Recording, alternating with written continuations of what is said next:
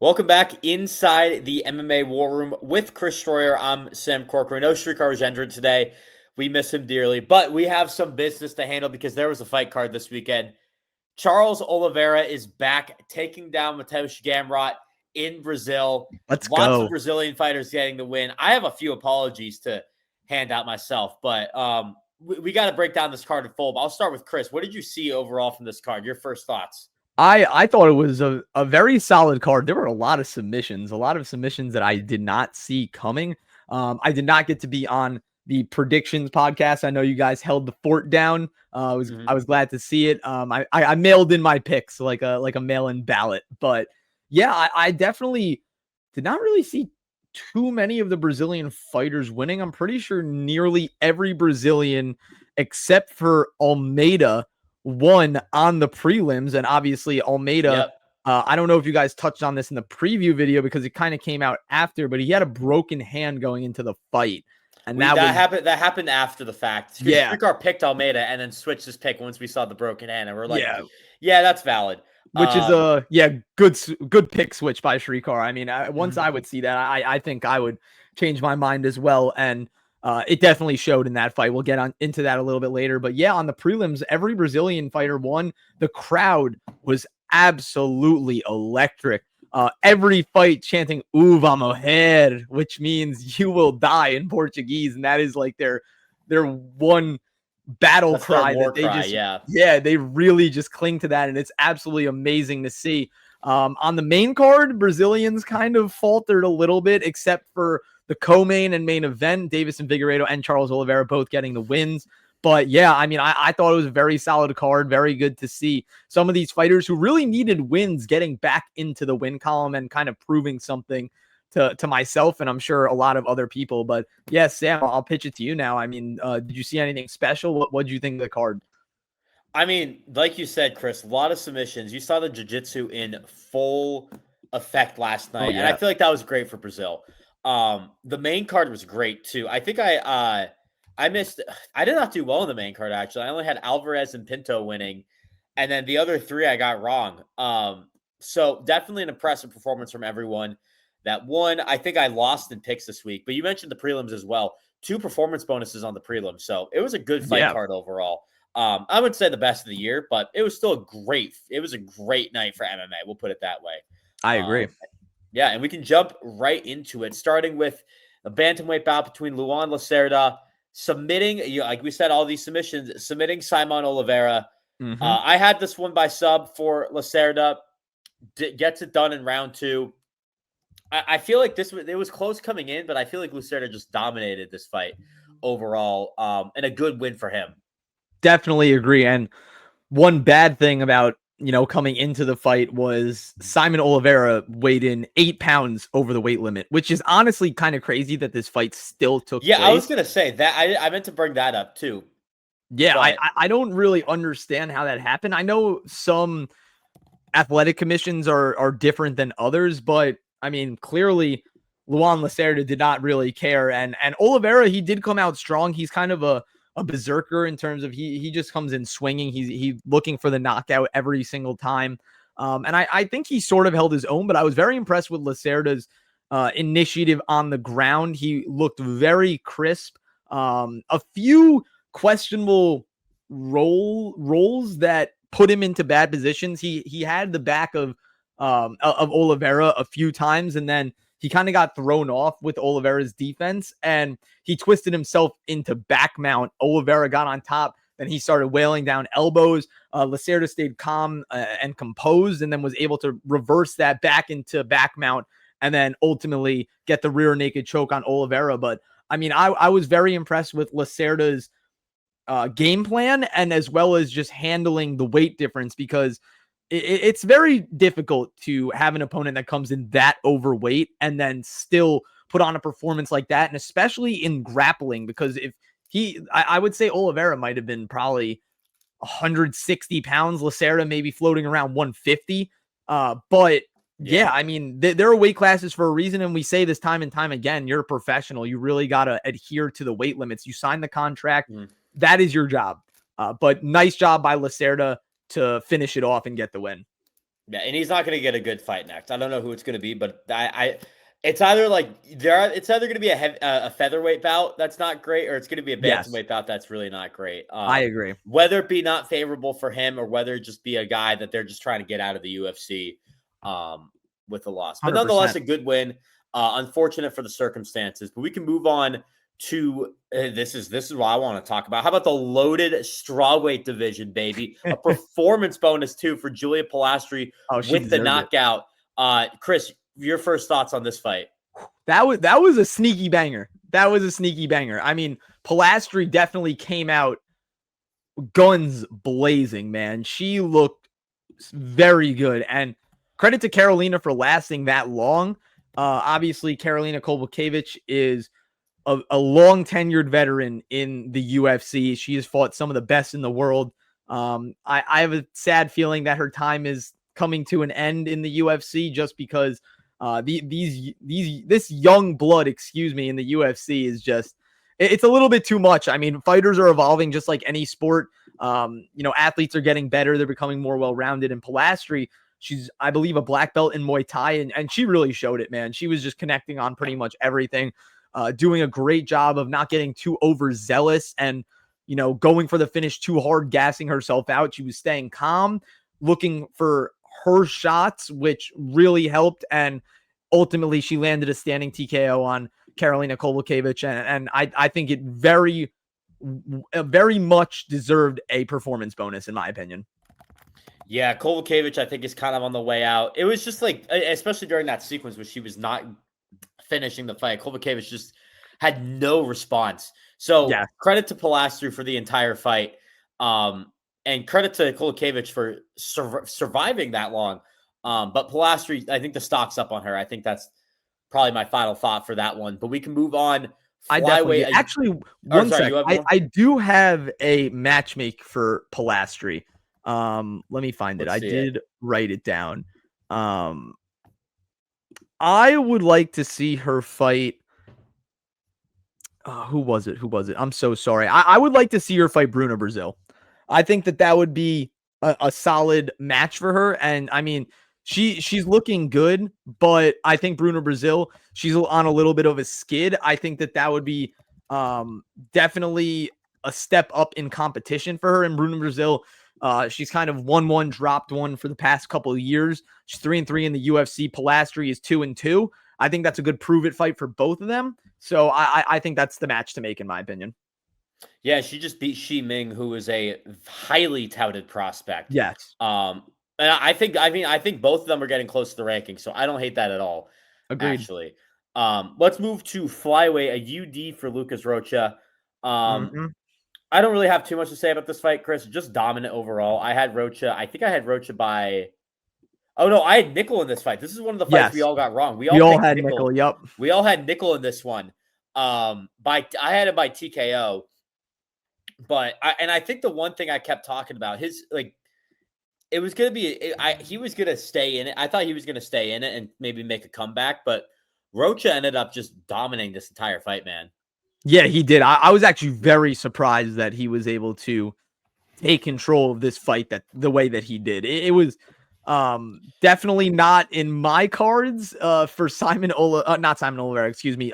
Nickel. I thought Nickel was going to be a lot more grapple heavy and really just try and wear on Rocha.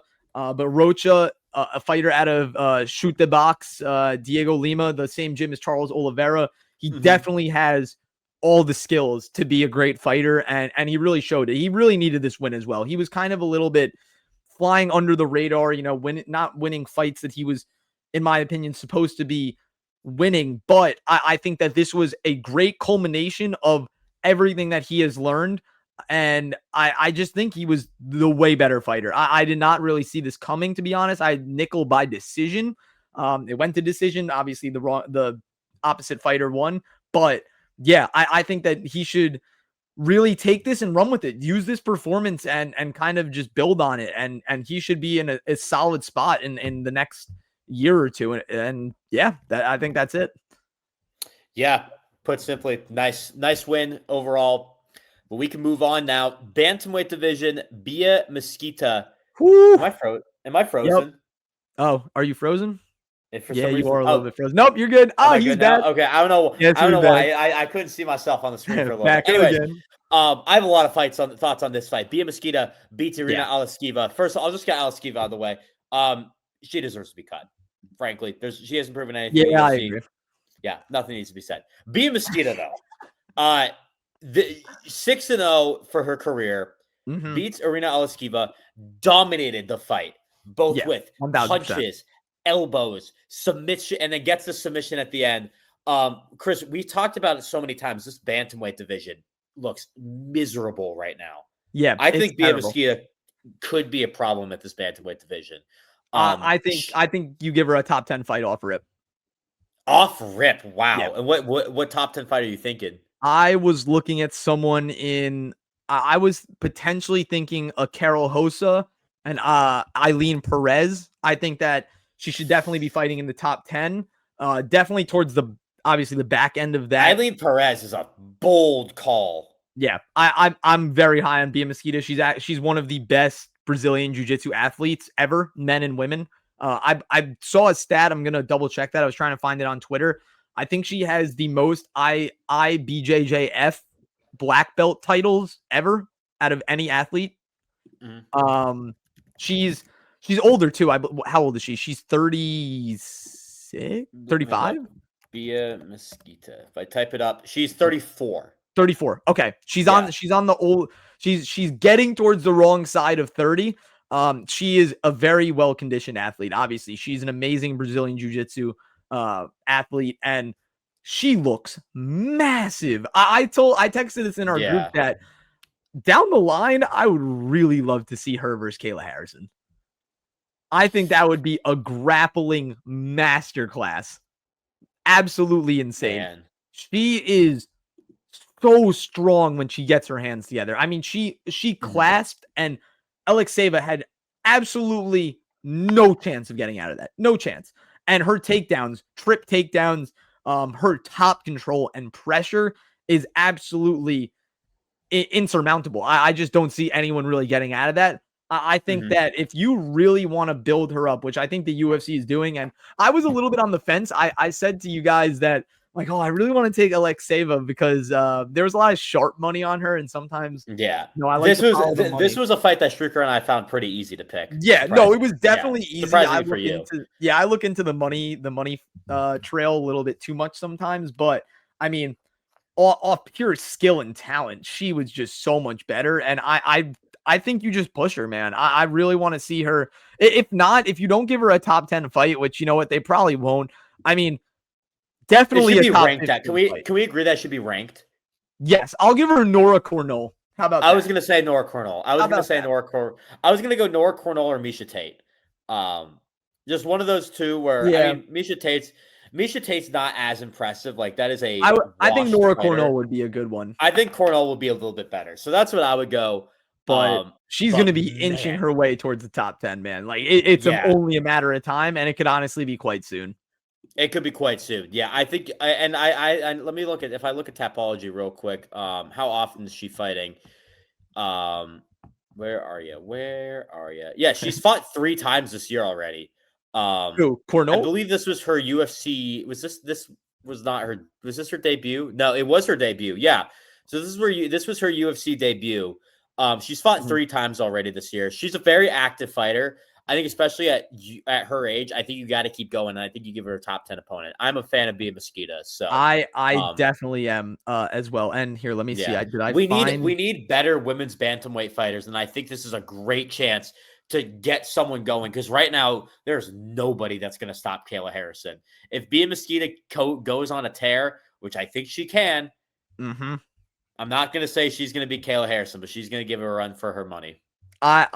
I definitely agree. And I think that is definitely a fight to make down the line. It's too early. It's way too early to tell, but still. Yes, 100%. All right. I think I found the statistic that I was looking at. This was in 2022, by the way.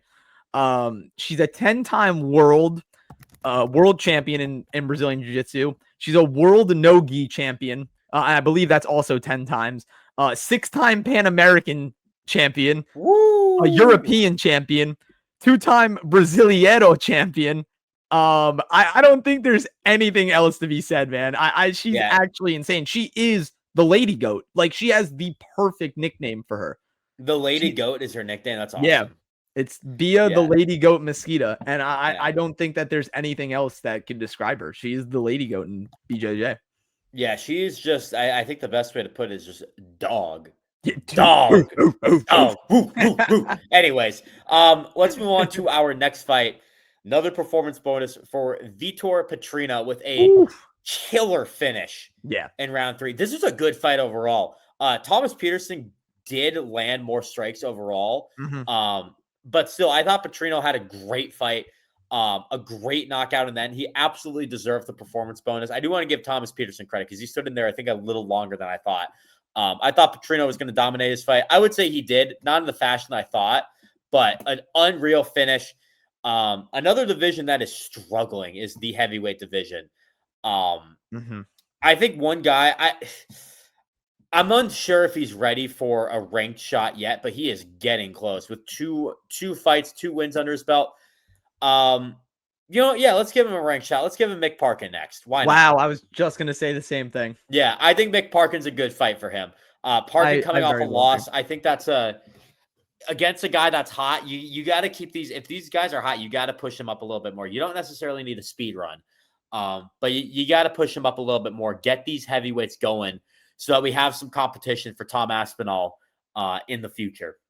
I definitely agree. I think that's a perfect match to make for Vitor Petrino, who is, like you said, hotter than a hot knife cutting through butter right now. I mean, he is absolutely on a tear, and he's one of the fighters that has evaluated his career and did make the jump up in weight. And I mean, we've mentioned it a few times, but I think that is one of the best things that you can do. You realize you're struggling to cut weight.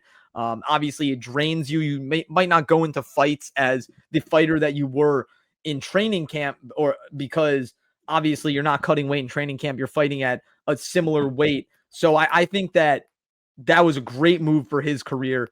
He's going to benefit from it tremendously, and he did against Thomas Peterson. I was actually surprised with Peterson. I thought that Peterson was kind of going to get steamrolled, and he didn't. He did a good job of kind of forcing clinches. He did outland Vitor Petrino, which was a little bit of a surprise to me, but Petrino stuck with it and just hit him with a nasty uppercut left hook combination, folded Thomas Peterson. Almost hit him with the, I don't know if you know what I'm talking about, Sam. You know what a scorpion is? I know what a scorpion ridiculousness. Shout out Rob Deerdeck. But that he looked like when he fell, I was like, oh my God, my back hurt from that. He was man, he fell. He was out cold, man. Yeah. He was almost in I don't know what yoga position it was, but it looked like he was doing yoga at the end of it. And he was face down for a minute or two. So yeah, good for Vitor Petrino. I think Mick Parkin is definitely the matchup to make. Absolutely. Get him in the ranked shot. Get them hot. But let's move on to a fight that I think Shrikar picked this one wrong. Oh, no, you picked this one wrong. Yes, that was I. Yeah, a submission with one of the nastiest arm bars I've seen on Clayton Carpenter. It wasn't an arm bar, but just twisted him up. That arm looked like it was going to snap at any moment. Yeah. Oh, yeah. It was. Yes, you're right. It was a Kimura. He did have the arm bar. Kimura, my bad. Kimura. I was actually quite confused when that happened because I texted you guys. I was like, "Yo, wait, Jafel Filho cheated, and he stuck his toes in the cage." I was not looking at which feet were connected to which legs, which were connected to which body. It was actually Clayton Carpenter who put himself in quite a terrible position. He had his toes in the cage multiple times. The ref told him to stop, and obviously he was already in a bad position, so I don't think the ref was going to take a point because he didn't affect his position. If anything, he was putting himself in a worse position. He rotated himself towards the cage, away from the cage, excuse me, and I think he should have stayed towards the cage because it gave Jafel Filho a chance to, roll around and have open space. If he was towards the cage, it would have kind of cut off that whole other side that he could have worked with. And Filho, I mean, he put on a great performance. In the beginning, Filho came out strong. He was throwing strikes. He caught Carpenter, I believe, once or twice. Carpenter came back, hit him with his own powerful right hand, staggered Filho a little bit. They went to the octagon side. They went to the far octagon side on the screen, and then Carpenter clinched him up. And then Carpenter got taken down. Filho got his back. And then from there, it was kind of just wraps. It was only a matter of time. But yeah, I thought Clayton Carpenter was going to do a little bit better than that. I thought he had a little bit more. You had him winning, dude. So yeah, I mean, I thought he had a little bit more of defensive wrestling prowess, and I'm not saying he's not, but I can tell Jafel Filho definitely has been working on his offensive wrestling, offensive grappling. And yeah, I think that it was a very solid performance from him. Someone else who really needed a win, in my opinion. And I think Carpenter will bounce back. I think that he'll learn from that. Obviously, going into enemy territory is not always easy, especially a place like Brazil, where literally every single person in the arena is rooting against you and chanting "Uvamo Her." I mean, that is kind of scary when everyone is chanting that. But yeah, I think it was a very solid win from Filho, and I'm not taking anything away from that because yeah, he really did his job out there. Yeah, and I think there's actually a lot of guys you can match him up with. Because I think he's close to the rankings. I don't think he's ready for a rank shot yet, especially after having a loss earlier. But a good win against Clayton Carpenter. And I just look at some of the names that you could match him up against. Kai Asakura needs to win badly. Loner Kavanaugh just lost. Jose Ochoa just lost. Ochoa's probably get something a little higher than that. Yep. Bruno Silva fights Young Sun Park. The loser of that could use a Filio. So I think there's a lot of names you could throw out there, give one to him. Just outside of the flyweight rankings, the division that's becoming more and more loaded as the year has gone on. Yeah, I definitely agree. There are a decent amount of names that could be given to him. I mean, I think that he's making his way towards the top. I mean, I would think about someone like, ooh, how do you like this? What about Sumu Derji? What? Sumu Derji. Oh, that would be a good one too. Yeah. I think that would be a very solid fight. I think that both of them are inching their way towards the rankings. They're both putting on pretty good performances.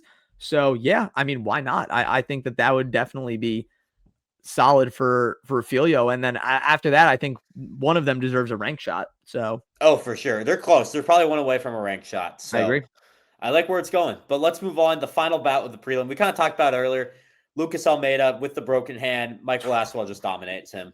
That fight should have never taken place. It should have never happened. Credit to Almeida for staying in. Yeah. But like at some point, you got to protect yourself a little bit more. I get it's the UFC. Like you don't want to bail in a fight short notice, but that hand was broken, it seemed like, and it just did not look good. The most notable thing that came out of this fight was Aswell leaking that Josh Van's fighting at UFC 323. He definitely got rumored. Not official. We won't confirm anything until it's official. But Aswell basically leaked that Pantoja Van's happening at 323. Whether it's the main or co-main event, we don't know yet. But that's all I really have to say for this fight. Not much to say about the fight other than Aswell dominated. I'm not as impressed as I wanted to be with this. I picked Aswell to win. And Shrikar had Almeida winning at first, but I picked Aswell. But the broken hand it kind of just devalues how good the win was, Yeah, I definitely agree. And obviously you could tell instantly Almeida was not even thinking about throwing his right hand, and he was more of just defending, circling the cage, and Aswell was really going for that knockout. I mean, he threw power overhands pretty much every other strike. And I think the ref honestly let that go too long because Almeida was just on the floor getting pummeled, and I don't know what he was looking at, but it should have been over pretty much as soon as he hit the floor. It should have never happened, straight up. Exactly. It should have never happened, but, a credit to Almeida. Some of these fighters are warriors, and the sad thing is they need to be saved from themselves because they will go out and fight under pretty much any condition. But, yeah, I think that Aswell definitely went out there and did his job. Obviously, kind of was expecting the knockout. First of all, him by knockout was plus 200. That might have been the freest thing of all time. But yeah, I think that there's really not much to be said. I mean, what did you really expect with a guy who has one hand, who can't really defend? But yeah, I mean, he leaked that Josh Van and Pantoja are fighting at 323, which is a pretty big rumor going around the block right now. But yeah, I mean, I guess I was impressed with his performance. I'll do the George St. Pierre. I'm not impressed by your performance. That's Yeah, great. good win for Aswell. Sucks to see Almeida. It's a good win nonetheless. Yeah, I know I kind of devalued it, but it's still a good win. Yeah, A win is a sucks to win see in the Almeida come UFC, in and you like got to that. take that and run with it. So 100%. Yeah, we can move on to the main card now, though, where we take a fight that all three of us got wrong. I believe. No, Chris was the lone wolf. The only I gotta get my lone wolves organized today. The only lone wolf that hit this fight. There weren't many, but Chris gets the only one that hits this fight. It was Kaan Ofli taking down Ricardo Ramos. Chris, you had the lone wolf. I'll give you the honorees and go at it with this one. I mean, I thought the fight was going to be over. I thought Ramos was going to win. He had a really deep knee bar very early in the fight too, especially it's hard to defend that when they're both dry. Obviously, you have way more to grab onto, but Kaan Ofli really stayed calm, cool, and collected in there. He did not panic. He did a great job of rolling through, relieving the pressure that was being put on his knee that was almost turning inside out. I almost couldn't even watch it because it was disgusting. But he got out of it, did a great job of defending, almost got put in a heel hook as well. Both stood up, shot for a takedown. He somehow landed on Ramos's back, and then after that, he locked in a body triangle while he was hanging off. I think Ramos did a great job though of backing up to the fence and relieving himself of all the weight that was on his back, because obviously, somewhat logic, like when you have someone against the fence, they're not just straight up, all their pressure isn't just straight up on you and your legs, making you tired. It's almost like leaning against the wall and you feel like you could stand up a little more. But Ofli did a great job of just swimming through all the defenses by Ramos, and eventually he found the neck, man. I mean, Ramos, his chin was down tight the entire time. He got it to the floor, did a very good job of just waiting for the perfect moment. And that's really what you have to do finding these rear naked chokes. You have to wait for the one mistake when they lift up their neck. Maybe they reach for a hand, reach behind them. And then once that chin pops up, you got to go right for it. And Ofli did a great job. And yeah, he got it. Actually, sorry, they did not go to the floor. I remember it was standing rear naked choke. It was a standing choke. That's what I was going to say. But yeah, very impressed from Kaan Ofli. He needed that win very badly. And Ramos needs to find his way back in the win column, because he really does not win against anyone who is even remotely good, in my opinion. Yeah, he's been struggling a lot. But Ofli, you mentioned the standing rear naked choke, and I want to talk about. I was surprised that Ramos just stood there and took it, man. Yep. What are you doing? You're not in a position. He's on your back. You could straight up just pull a Michael Chandler, just be like, jump over and land on him. You could try to roll over to the ground, which is a risk. But if you're getting choked while standing and someone's on your back, there's so much you can do to get him off your back with your body. The fact he just kind of stood there and choked it was just, I'm just like, what are you doing, man? It's a good win for Ofli, though. Ofli, I should say. I keep calling him Ofli. Ofli gets that win. He needed that badly, so good for him. But let's move on to the heavyweight division. Mario Pinto wrecks Jonathan Diniz. That was domination. 87 strikes to 4, 3 takedowns, 2 sub-attempts, 29 significant strikes to 1. You mentioned the heavyweight division being loaded. Mario Pinto being not loaded. Mario Pinto's a guy that could potentially change that. He's 11-0, 2 wins in the UFC, beats Austin Lane with a right hook, and then takes down Jonathan Diniz. And he had the Contender Series win too. He is inching closer, man, to a ranked fight. I actually think he probably could get a ranked fight next. I will not be shocked. I definitely agree. This is someone that I have been very high on since he won on the Contender Series. I mean, he is just an absolute unit, man. He is super raw, but I mean, you could tell that the skills are there and that he's only going to get better, which is even scarier. I mean, he came in with the game plan of, obviously, he can strike with Jonathan Diniz, and Diniz is a great striker. So obviously, you kind of want to stray away from that. Diniz also has a good ground game, but he was not scared about that at all. He really, he took it to him on the ground. He is just an absolute blanket on top. I mean, there was no chance for Gennady Diniz to get out. And he put him in 2 crucifixes. Yeah. He crucifixed him twice as a heavyweight, light heavyweight, right? Heavyweight? Light heavyweight, yeah. Light heavyweight. He crucifixed him as a light heavyweight. When do you ever see that, man? It was crazy. And then obviously at the end, I think they're light heavyweight. No, Pinto's heavyweight. My bad. Heavyweight? Okay, heavyweight. Still, when do you ever see I don't know why. I don't know why I thought light. I was looking at matchmaking and I was thinking of someone else, but okay. that's when do you ever see a heavyweight crucifix someone on the ground? I mean, and at the end, he wasn't even obviously the elbows he was landing were deadly, and he cut Gennady Diniz above the eyebrow on one of them really badly. But when he had him up against the cage and he was just in full mount, the punches that he was landing weren't even that heavy. It was just the fact that the ref noticed that Diniz was not getting up from that. He was just in there till the end of the round, maybe the end of the fight, and he did the proper thing of limiting the damage that Diniz was going to take, and he already took a bunch. So I am very impressed with Mario Pinto. I had him by knockout as well, plus 300, never a doubt. That was free. I think we all picked him by knockout. Yeah, that was free, and he was plus 105 too. Like, man, what a misplaced line. Yeah, I actually think, and I was looking at matchmaking. Look, 11-0, 3 fights into the UFC.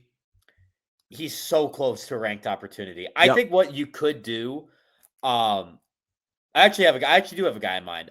Walter Walker, the guy who was supposed to fight on this card. Yep. Usman pulls out.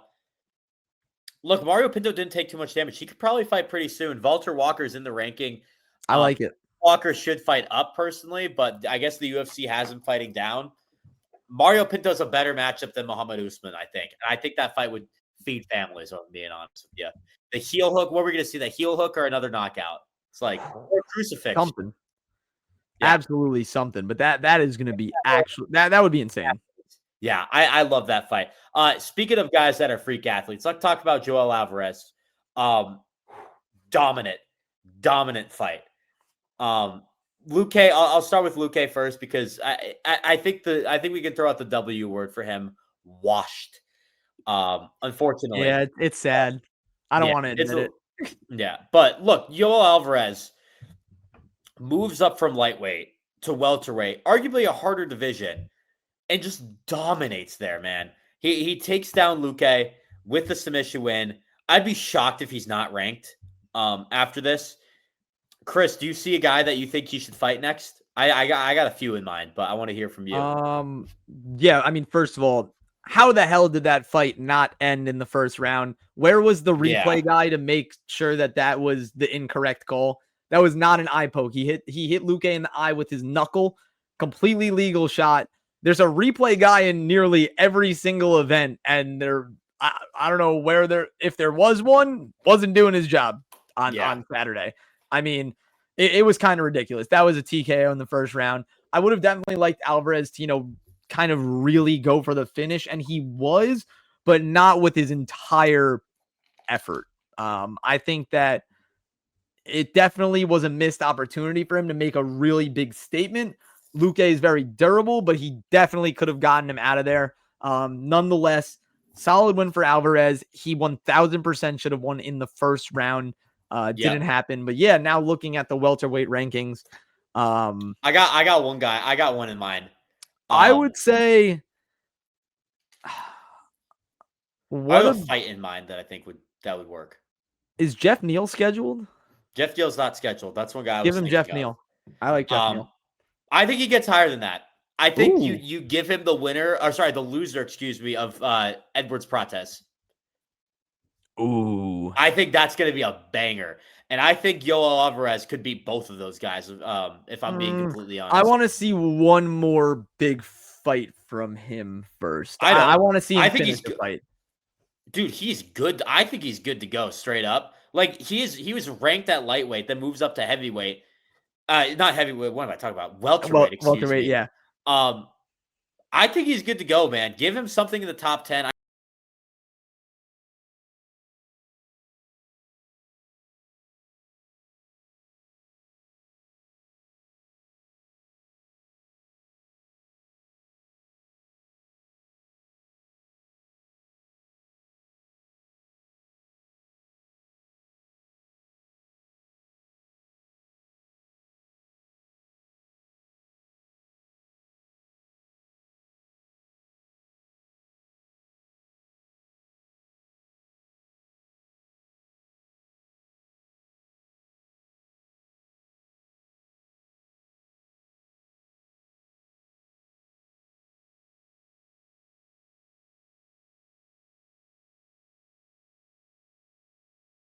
should be ranked. I would think. I don't know though. I mean, who's gonna fall out? Like, I don't think they're gonna UFC welterweight. I don't think they're gonna take Kevin Holland out. I don't see them taking Bonfim out. I can see them taking Kevin Holland out. Kevin Holland's coming off a loss. No, yes, but I feel like they're gonna. Do you want to hype? I guess you want to hype up the Vancouver card next week. Yeah, they want to hype up him and Mike Malott because obviously, if I guess Malott wins, which he is favored right now, that would mean that Malott is ranked, and I feel like that's the UFC's plan to do that. I actually bet if Malott beats Kevin Holland, then Malott versus Alvarez. No, I bet Alvarez gets ranked above him. At least that's what I would have. Okay, yeah, I think it's a little. I think it's a little disrespectful to not have Alvarez ranked, personally. Potentially, but so good. And I know, but if he finished Luque, he would 1000% be ranked. I just think that because he maybe didn't get the job done. I don't know. I don't want to speak for the UFC. Obviously, this is all just a hypothetical. But I think that they definitely want to hype up that Mike Malott Kevin Holland fight. So they're most likely going to keep Kevin Holland ranked, but we'll see. I could be completely wrong. Yeah, I don't know. Nonetheless, I think Alvarez deserves to be ranked over him. Even if he doesn't get ranked. He's very good, very good talent. But let's move on to the co-main event. Talk about some more talent. Deiveson Figeuiredo beats Montel Jackson. Split decision, a very close fight overall. Yeah. I have an apology. This is apology number one because on the podcast I straight up said Montel Jackson versus Deiveson Figeuiredo. Montel Jackson was going to win this fight, and it was sheep being led to the slaughter. Word for word, I said it was sheep being led to the slaughter for Deiveson Figeuiredo. To come back on an ACL tear and win that fight is damn impressive. Yeah. So I apologize to Deiveson Figeuiredo. It was a close fight, a great fight overall. I thought the judges got it right with Figgy winning. Chris, what did you think of that fight? I was very impressed with Deiveson Figeuiredo. I think one of the main reasons that I picked against him and I picked Montel Jackson, obviously Montel Jackson is good and I do like where he's going. I think I was a lot more inclined to pick him because Figgy was coming off that ACL tear. I don't really like backing fighters that are coming off big injuries like that, especially someone at the age of Figueiredo and where he is at in his career currently. But obviously there are some anomalies, and I think Figueiredo is one of them. He came out absolutely guns blazing, man. And it was very impressive to see. And even though I picked Montel Jackson, I was so happy to see Figgy get back in the win column. I think it was very well deserved. And he made a statement. I really think he made a statement. I thought I wasn't mad that it was a split decision. But I saw a lot of people saying that Montel Jackson could have won that fight. They said they gave him the second and the third. Personally, I was leaning towards Figgy in the second. But look, either way, it was a solid fight, a close one at that too. Obviously, Deiveson won the first, Montel Jackson won the third. And you can go back and forth on the second. But I mean, for Figgy to come back from that and do what he did, very impressive. And I really think he deserves a lot of credit from that. And you know what? Maybe the crowd in Brazil helped him.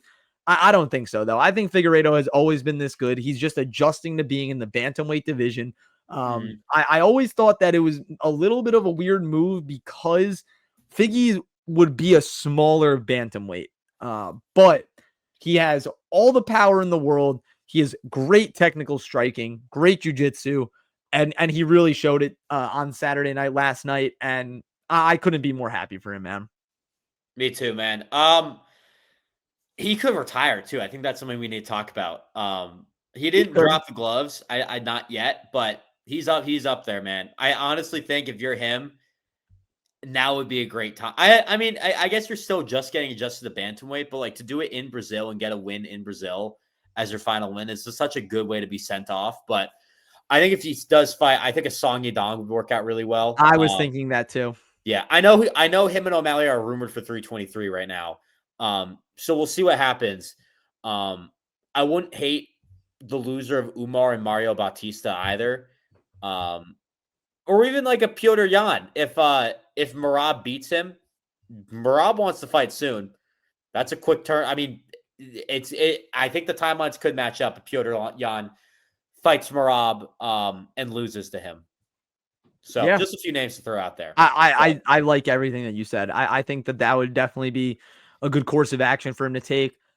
I think he could retire. I really don't want to see him retire though, because I don't think he will. I feel like he's close, but I don't think he will. I think he's still like you said, Chris. He's still getting adjusted to bantamweight. I think he's still got more to prove. Yep. I mean, if you're a top 5 contender and you're just winning a fight and you just won a fight, like, what's there to lose right now? Unless it's unless you went into the fight prepping to retire, then I feel like it makes sense. Like Dustin Poirier is a different example. Like he went into that fight preparing to retire, winner.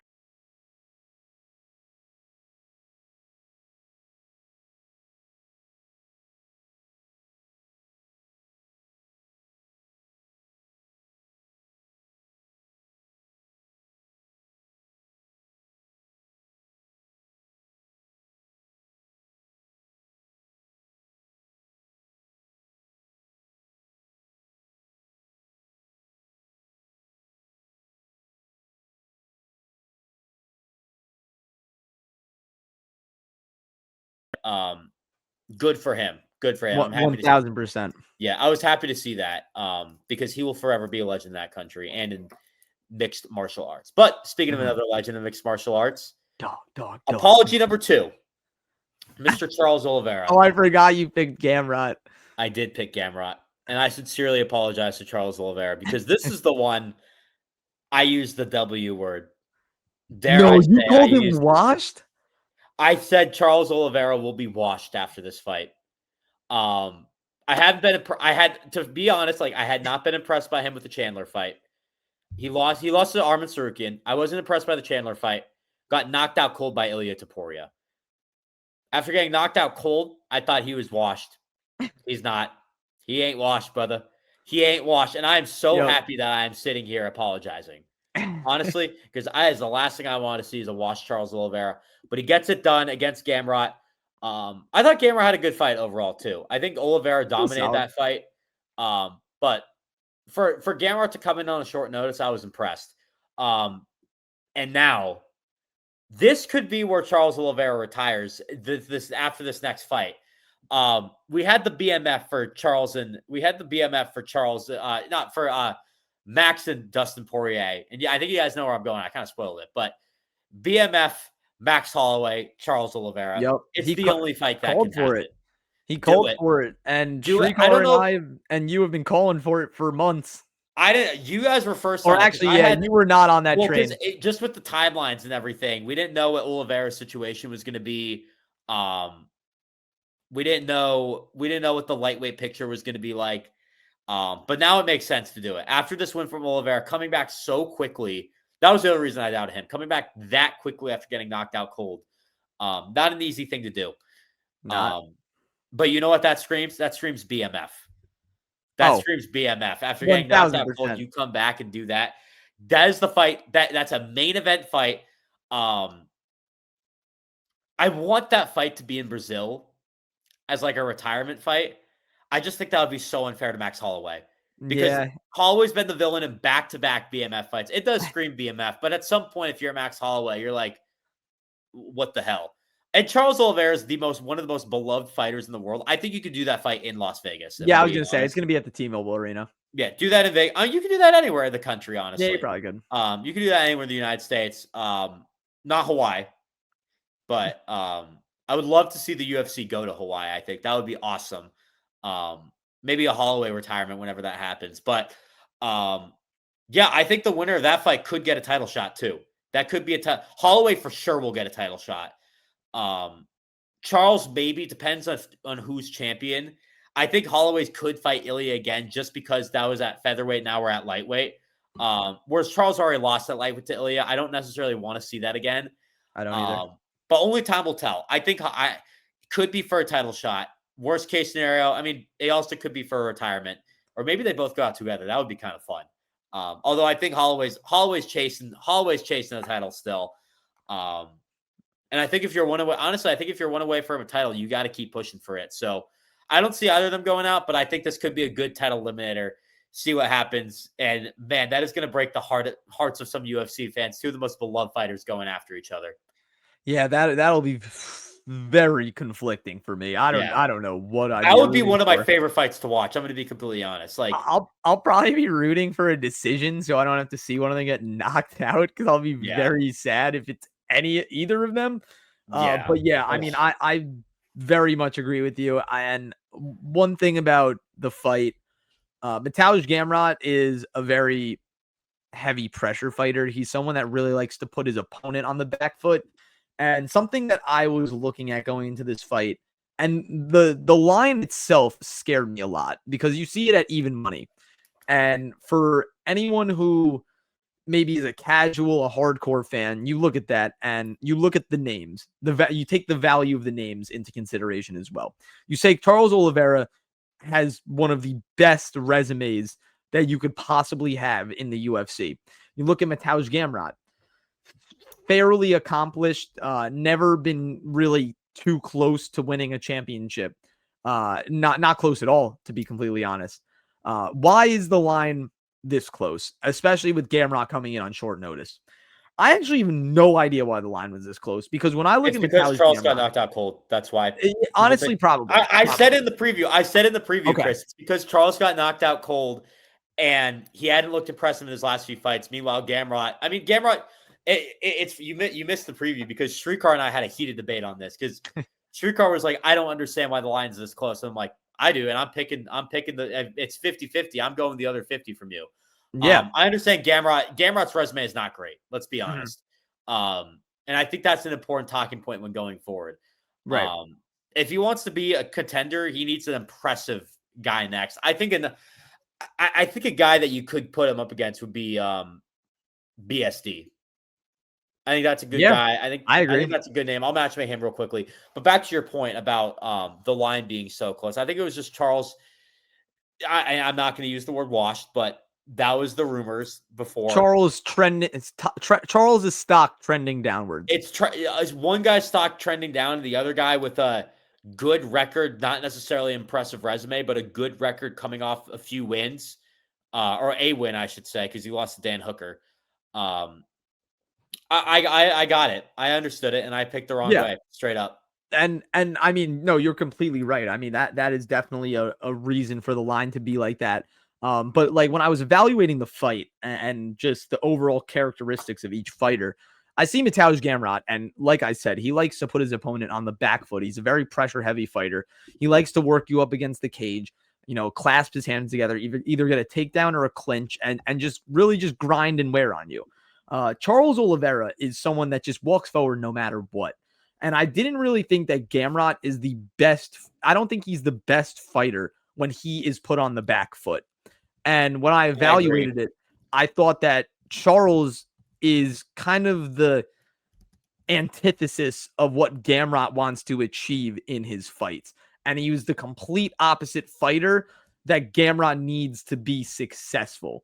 So it kind of proved my point right. Charles just really walked him down. And Gamrot, he landed a few strikes, and I mean, he caught Charles on a few of them, but he just was not able to really get going because Charles wouldn't let him.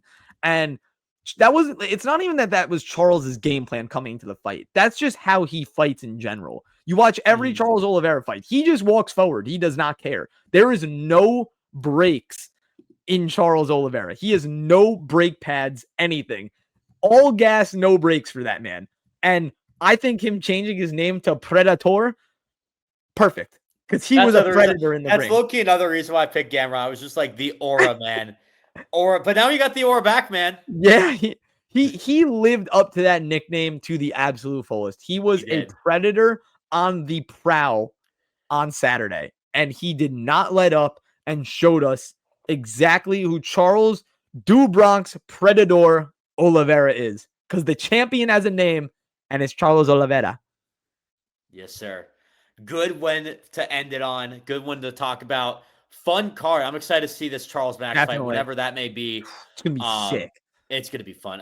Max is hurt. Max is not gonna take it for a while, but that is the next fight. That is the only fight that should be made for Charles Oliveira. You gotta. If you say otherwise, respectfully, you're wrong. You're wrong. Exactly. You're wrong. But that'll do it for Chris and I. Guys, we got a lot of content coming next week with UFC Vancouver and then a pay-per-view after that. So lots coming. Ooh, also, the Dana White Contender Series season finale on Tuesday. One of the best, if not the best season to date of Dana White Contender Series. So I am looking forward to that. We will be hopefully live on Tuesday. I think one of us will be live. We should be. Someone will be live. Whether it be one of us, whether it be all three of us, someone will be live. We got 1,000%. Vancouver cards coming up too. We'll be predicting that. Shrikar will be back at some point. I'm trying to see this lineup for Dana White Contender Series. Freddie Vidal is coming back. Freddie Vidal is back. That's what I was trying to see. Yep. The Long Island guy. I'm excited. I'm really excited to see him. I believe this is going to be week 10 of Contender Series, correct? Yeah. Yes, it is. Yeah. I don't know. It's not loading for me. Anyways, and then you have RDR and Brendan Allen in Vancouver. Should be a fun one. Lots to break down with the pay-per-view coming out. And 333, Michael Aswell spoiled one of the fights, but we have a lot more to break down once those are released. So make sure to follow all the socials below. Hit that subscribe button to the YouTube channel. We will be back in the War Room very shortly. But with Chris Schroyer, I'm Sam Corcoran saying so long. Take care, y'all.